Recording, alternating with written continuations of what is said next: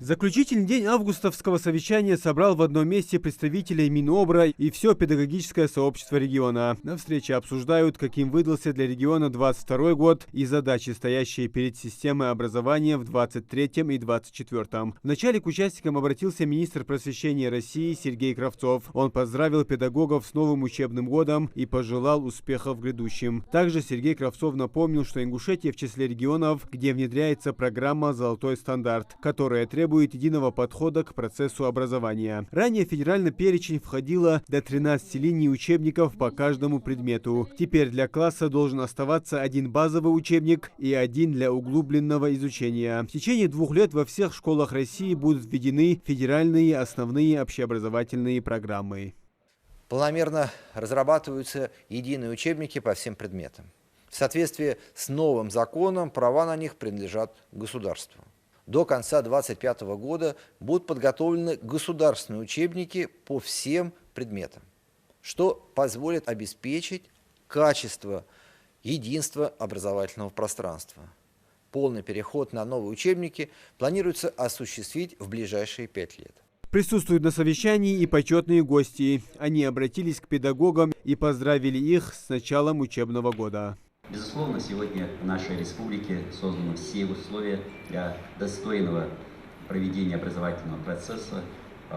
Не могу не порадоваться за новые, открываемые практически ежемесячно новые школы, детские сады, создание такой высококлассной материальной базы. Безусловно, это большая заслуга и нашего руководства, лично главы республики Махмуда Алима Башариповича и всей команды Министерства образования нашей республики. Но никакие материальные новшества, никакое оборудование невозможно применить без высококлассного учителя. И от вас зависит, конечно, будущее наших детей. Я от души желаю, чтобы новый учебный год, который наступает, принес вам всем глубокое удовлетворение, чтобы вы достигли, еще поднялись на одну ступеньку в профессиональном педагогическом мастерстве, чтобы вы еще больше и больше постигали тайны и закономерности как дидактических процессов, так и воспитательных процессов.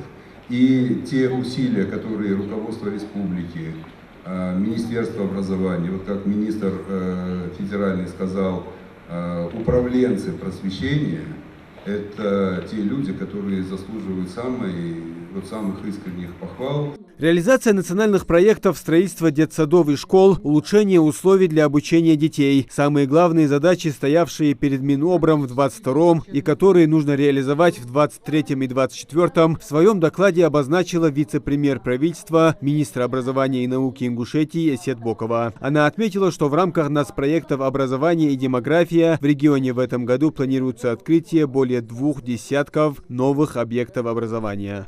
С 1 сентября текущего года начнут функционировать 15 общеобразовательных организаций и 9 учреждений дошкольного образования. 75 организаций общего образования будут функционировать в одну смену. 74 из них пока будут продолжать обучение в 2 смены. Широкомасштабная программа капитального ремонта коснулась наших школ с 2022 года. Проведен капитальный ремонт в 29 учреждениях. На 24-26 года на конкурсный отбор заявлено на капремонт 21 образовательное учреждение. Мы продолжаем реализацию национального проекта образования в части создания в текущем году в 33 образовательных организациях, расположенных в сельской местности и малых городах, условий для занятия физической культурой и спортом. Это ремонт спортивных залов, установка спортивных площадок, создание спортивных клубов.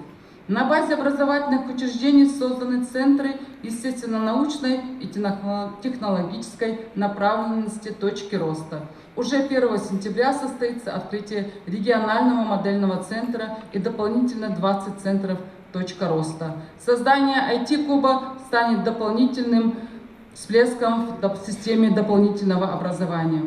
В целях обновления материально-технической базы учреждений среднего профессионального образования создано 11 мастерских на базе 4 образовательных организаций, реализующих среднее профессиональное образование. Сохраняются социальные гарантии по обеспечению горячим питанием для учащихся первых-четвертых классов школ республики. Поэтапно внедряются единые учебники для образовательных учреждений. Согласно обновленной линейке учебников, соответствующая литература будет поставлена уже к 1 сентября во все образовательные учреждения региона.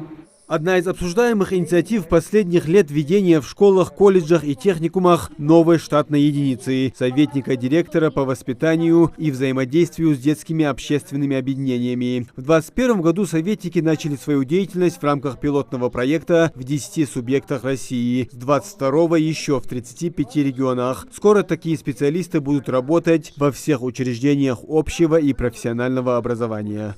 Утверждены квалификационные требования к должности советника. Актуализирован профессиональный стандарт специалист в области воспитания, с включением в него должности советника директора по воспитанию.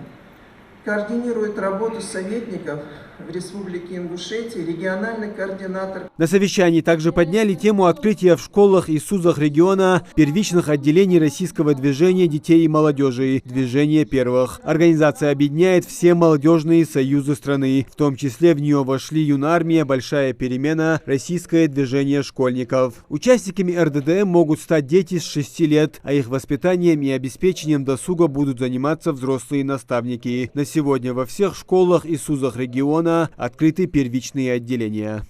В настоящее время программа воспитательной работы движения уже прошла профессионально-общественную экспертизу, дорабатывается с учетом поступивших предложений и замечаний и утверждается наблюдательным советом движения.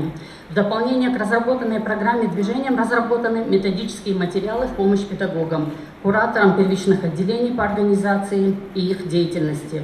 На совещании также говорили о внедрении профминимума в образовательный процесс. Он включает в себя 3 уровня на выбор – базовый, основной и продвинутый. Каждый из них реализуется по 7 ключевым направлениям. Занятия для школьников будут проходить еженедельно, а начнутся они с 1 сентября в рамках единой модели профориентации.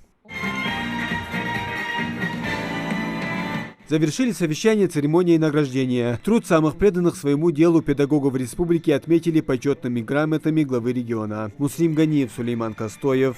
Новости 24.